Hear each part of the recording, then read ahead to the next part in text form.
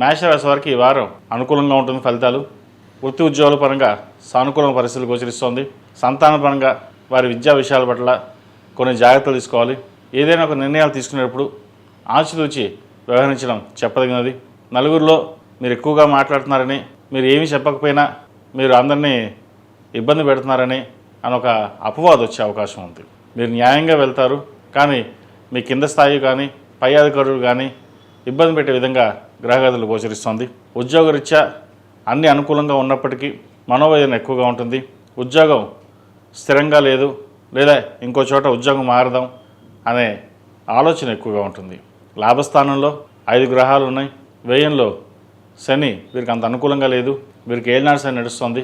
గడిచిన వారం కొంతవరకు బాగుంది అంటే ఈ వారం ఫైనాన్షియల్ పరంగా స్ట్రెస్ అధికంగా ఉంటుంది, వర్క్ లోడ్ ఎక్కువగా ఉంటుంది. వ్యాపార పరంగా కూడా మధ్యస్థ ఫలితాలు ఉంటాయి. అదేవిధంగా వివాహాది శుభకార్యాల విషయాలు వచ్చేసరికి ఒక మంచి సంబంధం కుదురుతుంది. వివాహ శుభకార్యాలు ప్రారంభిద్దాం అని చెప్పి అనుకుంటారు. ముహూర్తాలు కూడా ప్రారంభమయ్యి ఈ మధ్యనే దూర ప్రాంత ప్రయాణాలు కలిసి వస్తుంది. విద్యార్థులకు సానుకూలంగా ఉంటుంది. పరీక్షలు ప్రారంభమయ్యే ప్రతిరోజు దక్షిణామూర్తి స్తోత్రాన్ని పఠించుకుని ముందుకు వెళ్ళడం చెప్పదగినది. ఏదైనా సరే స్థిరంగా ఉండి నిర్ణయాలు తీసుకోండి. కాలం బాగుంది. చేసే ప్రతి పనిలోనూ కృషి కనిపిస్తుంది. విదేశాల్లో ఉన్న వారికి ఉద్యోగ అవకాశాలు కలిసి వస్తాయి.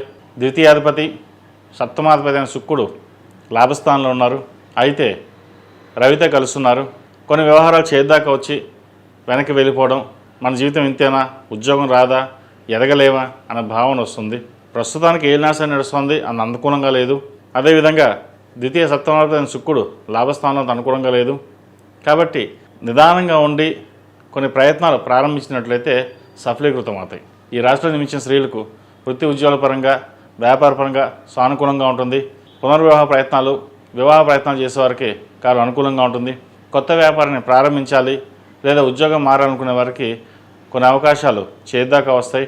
అవి సద్వినియోగపరచుకోండి. ప్రభుత్వ రంగంలో ఉన్నవారికి, రియల్ ఎస్టేట్ రంగంలో ఉన్నవారికి, సాఫ్ట్వేర్ రంగం, కాస్మెటిక్స్, బ్యూటీషియన్స్, చిరు వ్యాపారస్తులకు చాలా అనుకూలంగా ఉంది. లాభాల వాటిలో అనుకూలంగా వస్తుంది. అదేవిధంగా దూర ప్రాంత ప్రయాణాలు వీరికి కలిసి వస్తుంది. భూ సంబంధించిన క్రయ విక్రయాలు చక్కగా చేసుకోవచ్చు. నూతన గృహం అనే కళ నెరవేరుతుంది. ఈ రాశివారు ప్రతిరోజు ప్రతినిత్యం ఆరవల కుంకుమతోటి, మొగలుపూ కుంకుమతోటి అమ్మవారిని పూజించడం, మంగళవారం నాడు, శుక్రవారం నాడు ఓం నమస్య ఒత్తులతోటి హనుమాన్ ఒత్తులతో కలిపి దీపారాధన చేసినట్లయితే మరిన్ని మంచి ఫలితాలు ఉంటాయి. ఈ రాశిలో జన్మించిన వారికి కలిసి వచ్చే సంఖ్య 2, కలిసి వచ్చే రంగు నావీ బ్లూ. ఏదైనా పని మీద బయటకు వెళ్ళినప్పుడు శుక్రవారం కానీ మంగళవారం కానీ వెళ్ళండి, మంచి ఫలితాలు సంప్రాప్తిస్తాయి. తదుపరి వృషభ రాశి.